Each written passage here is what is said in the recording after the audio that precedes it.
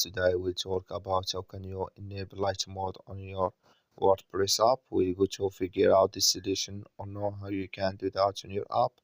So you just follow these ways, then it's going to work with you. All you have to do in verse, you just go down, click here on your name down here.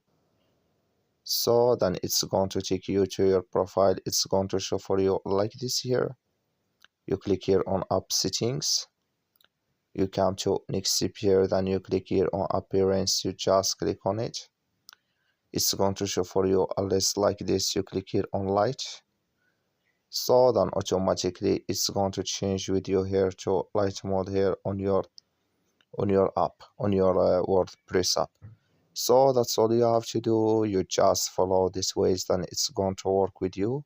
That's all. Thank you for your watching. Don't forget to support us by liking, subscribe. Thank you for your watching.